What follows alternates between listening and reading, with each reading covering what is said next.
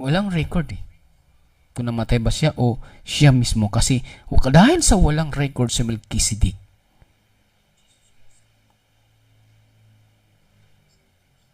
ang unawa ng in time, Melchizedek is God. Pero sabi niya pero sabi dito Hebrew chapter 7 verse 3, but made like into the Son of God. Avidan. Sumusunod siya A priest continually. And that is the great mystery. So, ibig sabihin, may sinusundan si Melchizedek. Nung kinikreate siya ng Diyos, sumusunod siya sa Diyos na katulad into the Son of God. So, abided. Ano yung rules ng abided pagka-phrase continually? See? Brothers and sisters, sana ito makita, no? Sana makita ng iba. Kasi, just look at this one. When Jesus Christ died in the cross, there will be a record. But Melchizedek, when died Melchizedek, walang record.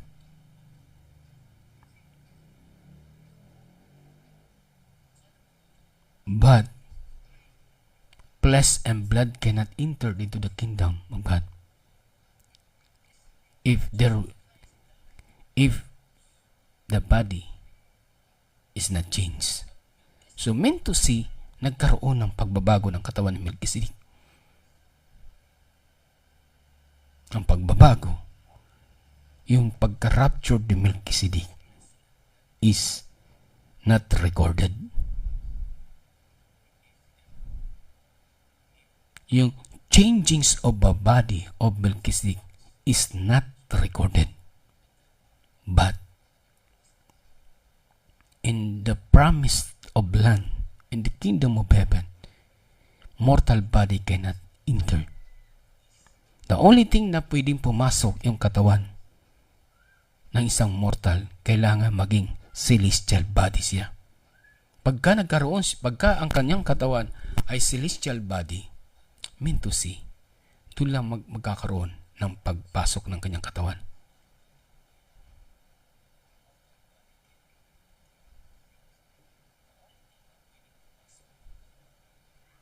Bigay ko, created the Logos. Created The Logos. the Logos. Ang word na created, ibig sabihin may beginning. Anything that's created has a beginning. Magandang paksa to. Tingnan natin. Dito muna sa taas, Pastor. Sige. The Logos went out of God. So mayroon ng description. Out, ha? Went out of God. As no disregards to Catholic people now. But the Catholic Church, my background, my family Catholic, and I have the Catholic people here. The book called Fact or of Our Faith. Facts of our faith. And they use the word of eternal sonship of God. So itong word na eternal sonship, hindi ito created ni Brother Branham. Hindi. Kinot lang niya doon Galing sa kanila. Catholic. No. Yun yung malinaw. The word don't even make sense to me. The word eternal means eternity, which had no begin or has no end. And son means had a beginning. So how could it? Ito yung tanong ni Brother Branham. How could it? It could be eternal Godship, but never an eternal sonship. Tama. A son is one that begotten of. So it had a beginning. Anak. Bigat. And the Logos, which was the Son of God, went out, created by this great fountain of purity. God, as those spirit went out, and it created the Logos. So, malinaw dito na ang Logos ay created ng Diyos. Amen. That's right. So, and it was a body. It's a body. Okay. Ang Logos ito. Yung Logos kasi, siya yung, kumbaga, yung mga events na kaganapan, yung thought, yung mga, kumbaga, ang thought, yung events, nasa kaisipan pa ng Diyos yun. Now, parang blueprint siya yung mga ganaw. Just like the prophecy from the Revelations na kahit hindi pa nagaganaw, it is also in the Logos of God.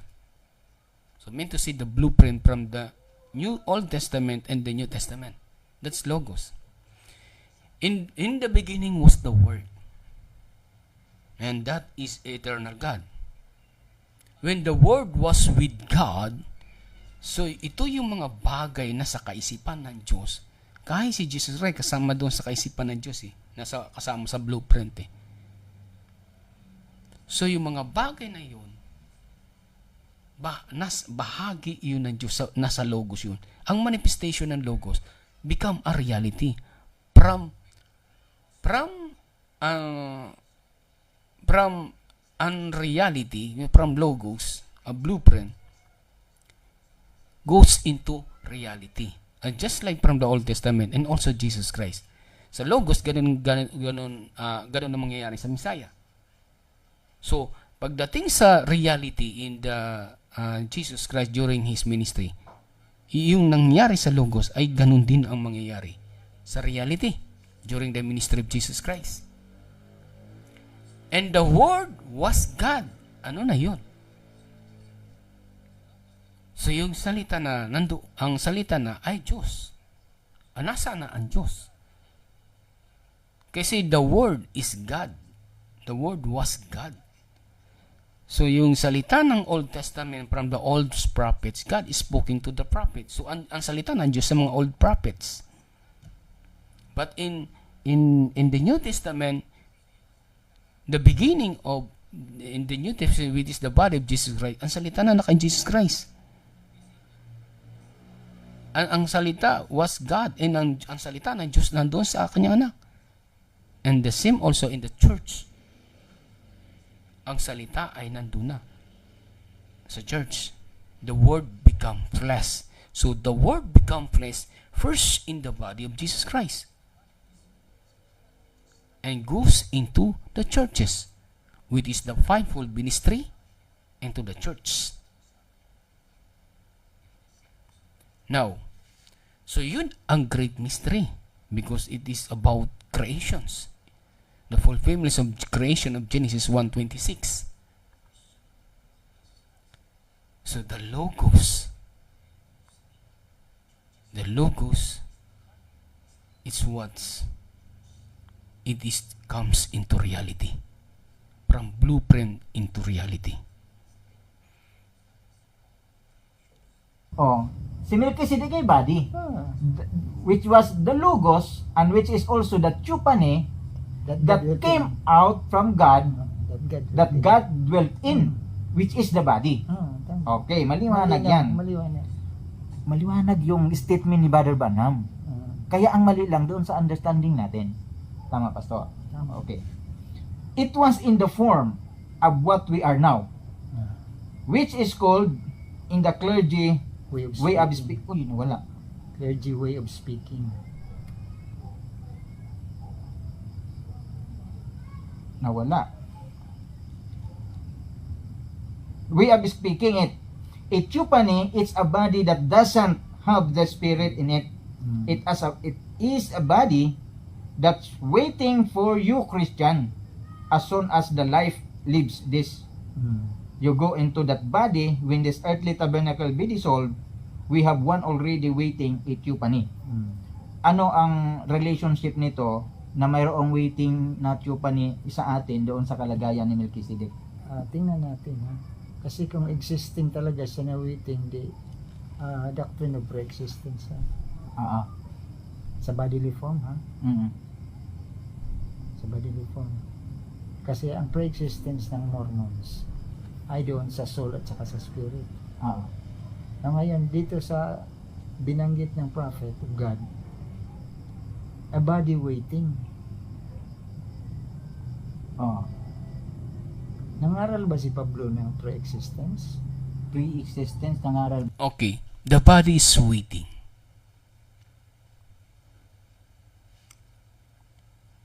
Can we consider that the resurrections in 1 Thessalonians chapter 4 verse 16? The body is waiting.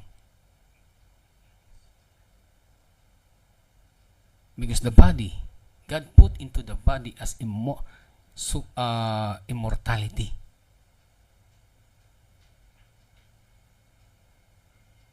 Just like Jesus Christ. When the body changed, waiting yun before change waiting. The same also as the church, as the fivefold in the church, waiting for the body, which is the first resurrections. The first resurrection and the rapture become fulfillments about the 1 Corinthians chapter 15 verse 52 to 53 to 54.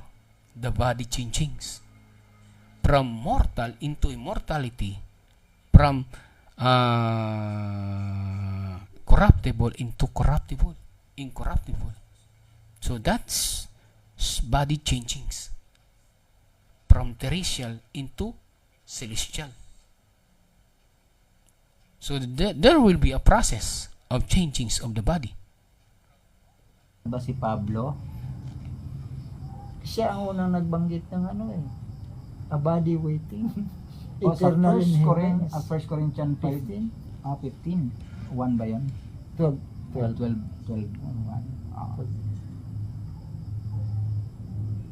Now, when God was in Theophany, which was Christ in the making, Christ then in the making, Christ in the making. O, kasi punta doon sa Kristo, yung Kristo na Kristo sa New Testament. Oo. Then that Theophany became flesh and dwelt among us. Yan, yung Christ in Then the that making. was to redeem. He came from down through this to redeem this creature, give it life and it back.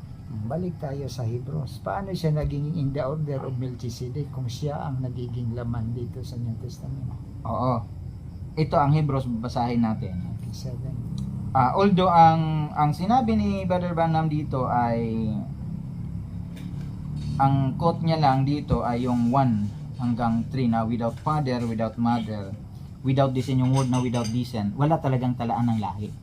But in verse 6, nakikita natin dito, but he whose descent Is not counted.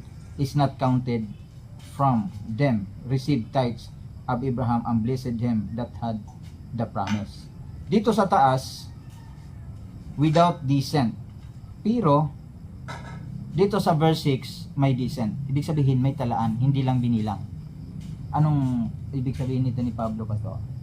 Mayroon pa siyang sinabi dito na verse 4 ng 7. Now consider how great this man was, unto whom even the patriarchs Abraham gave the tenth of the spoil. Tinawag siya ng dakilang tao. Bakit kaya? Ang Diyos tao, di ba? So ang sagot pa rin, dakilang tao sapagkat ang Diyos ay Ang tao. nasa tao. Ang tao, ang pattern ng tao ay ang Diyos mismo. Oo. Kaya ang angel sometimes, tinatawag din niya na tao. Speak in behalf of God, yung angel. Kristo Yun tinawag yung din na kalagayan tao. ni Melchizedek. Sometimes angels are called. Okay.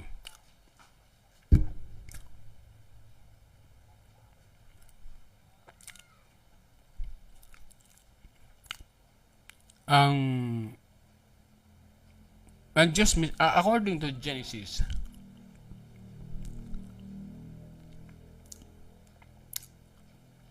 Genesis 1:26.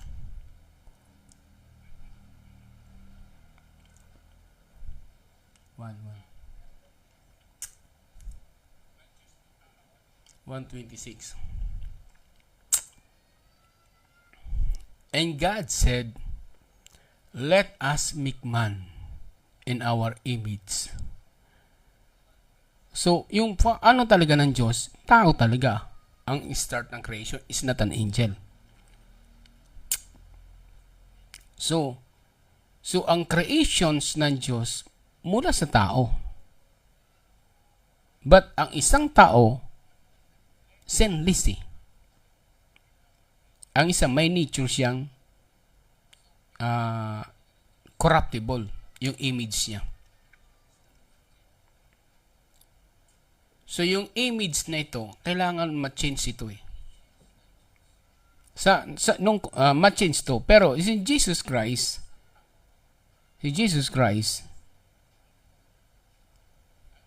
siya, bagamat siya ay tao, nagganap doon ng image ng Diyos. Yung likeness na ito yung glorified body. When resurrect Jesus Christ after 3 days, yun ang likeness of God na. So si Jesus Christ may image na ng Diyos. Bagamat may image si Jesus Christ ng Diyos, hindi pa rin si Jesus Christ ang great eternal God, yung Creator. Okay. So mean to say,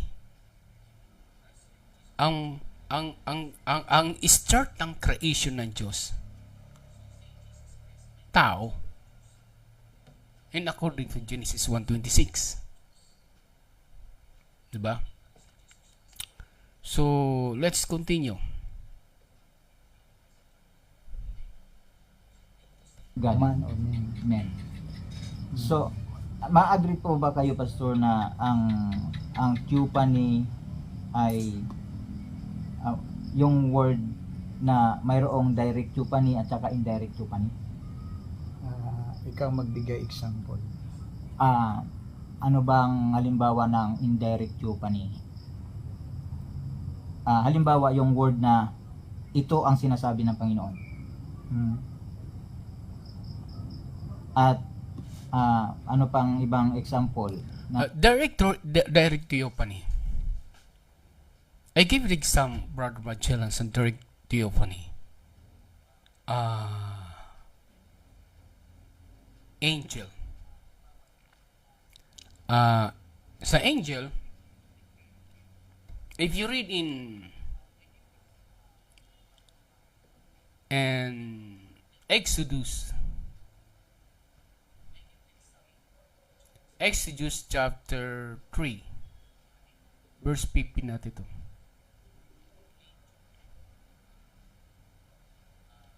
Look at this one.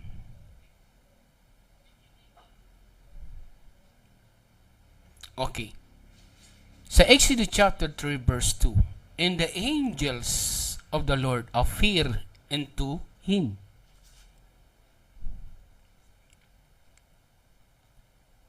Okay, look at this one. Okay,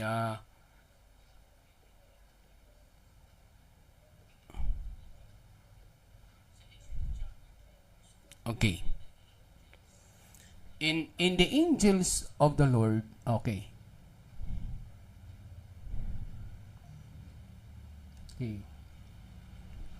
In the angel of the Lord appear into him a flame of fire out of the midst of a boss, and he looked, and behold, the bus burned with fire, and the bus was not consumed. Okay. And Moses said, I will not turn aside and see things great sight with the verse is not. And the great sight, why? Okay. And Moses said, I will not turn aside and see this great sight. Why? Why the bus is not burned? Bakit yung puno hindi nasusunog?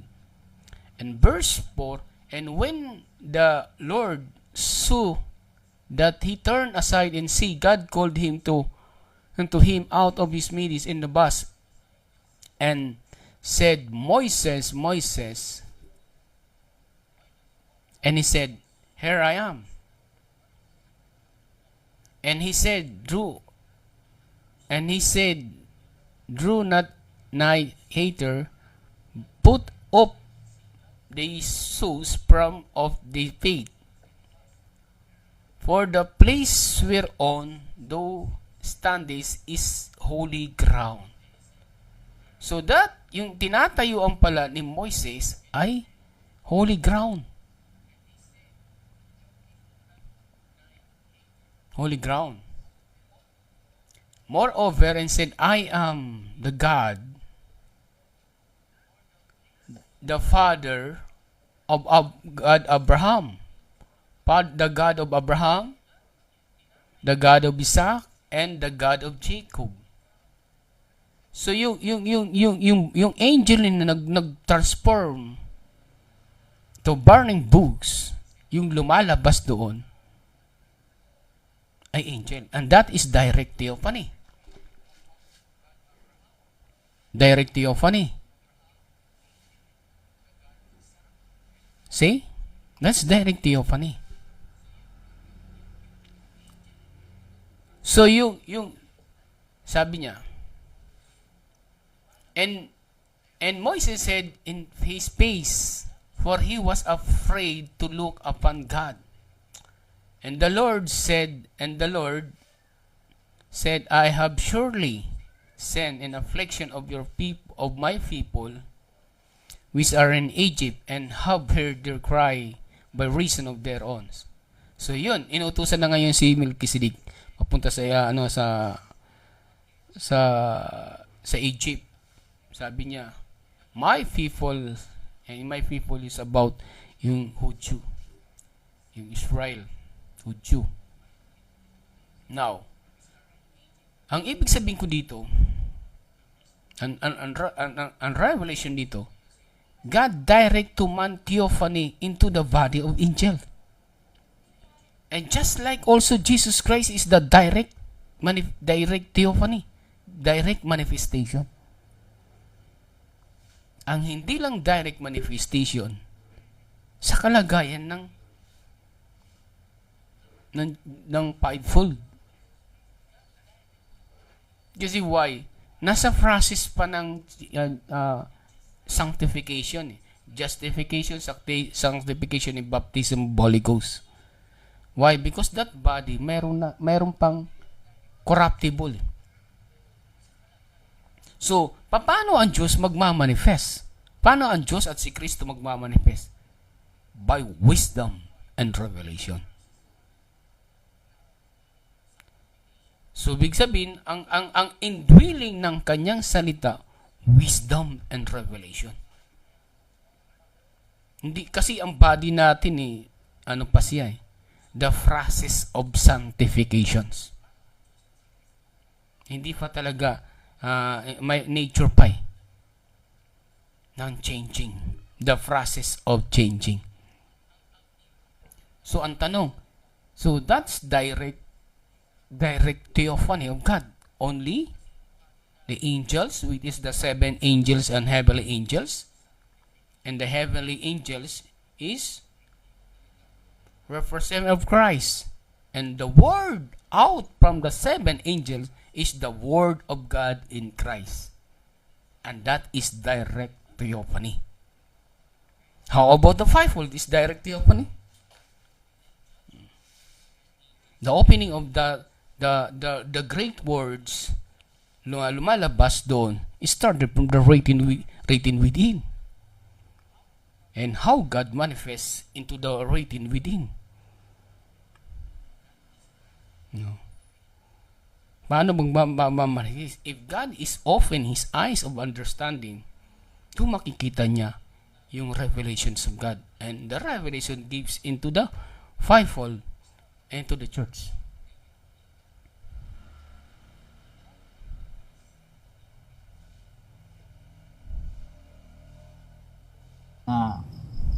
Sabi doon na lumabas yung sawayin ko yung hangin, at yung hangin na tumigil. Ano yung pagkakaiba nila doon? Kaya niyang pahintuin yung sorry talaga. Ang word na ito ang sinabi ng Panginoon usually ang gumagamit ng mga prophets. Prophet lang. Dad, bili mo na kulam sa labas, Dad. Oo. Dito sa New Testament, hindi sinabi ni Jesus, "Thus saith the Lord." Oo, si Jesus, hindi siya, totoo, wala siyang sinabi na thus saith the Lord. Pero, Bakit kaya? o nga, pakinggan niya, bakit kaya kasi ito yung magiging tanong. Kasi doon sa Old Testament, gumamit, si Melchizedek ba gumamit siya ng thus saith the Lord? Hindi. So, kung kariyas si Melchizedek kay Jesus Christ na hindi gumamit ng thus saith the Lord, si Jesus Christ, ang statement niya, John 10:14 na sinabi natin kanina, na believest not thou that I am in the Father and the Father in me, and the word that I speak unto you, I speak not of myself, but the Father that dwelleth in me doeth the works. So hindi na siya kailangan gumamit ng thus saith the Lord kasi siya na mismo yung personality. Tama. Siya ang body na nandyan ang kapunuan. Kaya malilito talaga yung iba, pastor. Ay, even the disciples, sabi ni Brother Oo. Branham, Talaga malilito kayo kasi biro mo, ang propeta ay walang thus saith the Lord, pero itong si Kristo at saka Melchizedek, wala wala may siyang thus saith the Lord ang mga propeta. may thus saith the Lord ang mga propeta, pero itong si Melchizedek at Jesus Christ, hindi Wala- sila wala gumamit thus ng saith the Lord. thus saith the Lord. Ano ang dahilan? Because The reason God revealed His Word. The reason God ginamit ang bibig ni Melchizedek at ni Kristo para umakto ang Diyos sa kanila. Ibig sabihin, ang Diyos nagwo-work sa katauhan ni Melchizedek at sa katauhan ni Jesus Christ. So, ginamit ang katawan lang nila. Pero ang Diyos ang gumagalaw. Okay, let's put in the Bible. Sa John chapter 14 verse 10.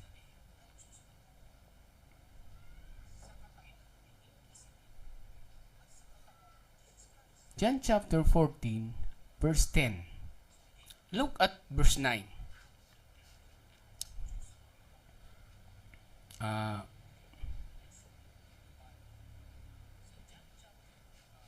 Okay. Sabi dito, and Jesus said unto him, have I been so long time with you, and yet hast thou not know me, Philip? Mahaba ng panahon mo ako nakasama at hindi mo nalaman, Philip? Diba? He that seen me, seen the Father. And how I saw is then, show us the Father. Pakita mo. And verse 10. Believes do that I am in the Father, and the Father in me. And the Father in me. The words that I speak unto you, not myself. The words unto you, I speak not myself. But the Father dwelleth in me. He doeth the works. So, yung umakto sa katauhan ni Jesus Christ, mismo ang Diyos. That is the great mystery.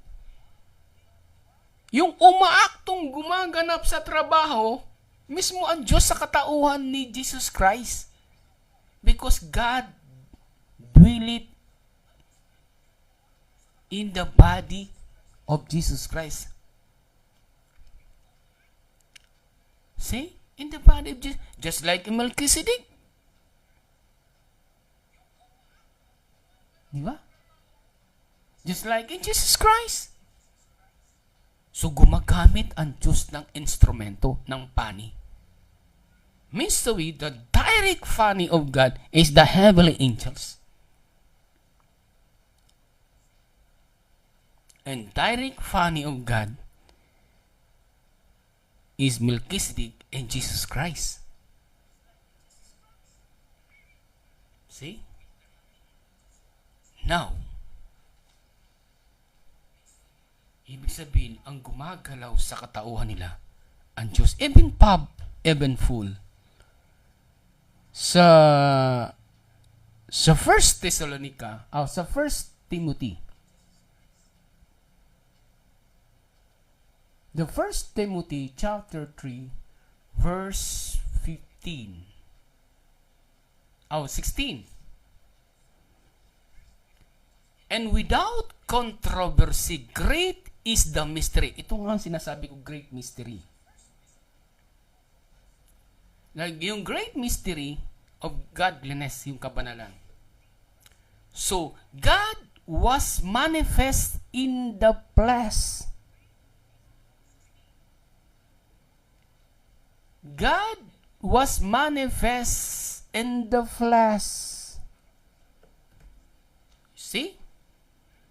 Si Melchizedek, nandoon sa kanyang Diyos. Si Jesus Christ, nandoon sa kanyang Diyos. Ibig sabihin, ang Diyos nagkataon tao sa pamamagitan ni Melchizedek at sa pamamagitan ni Jesus Christ. Di ba?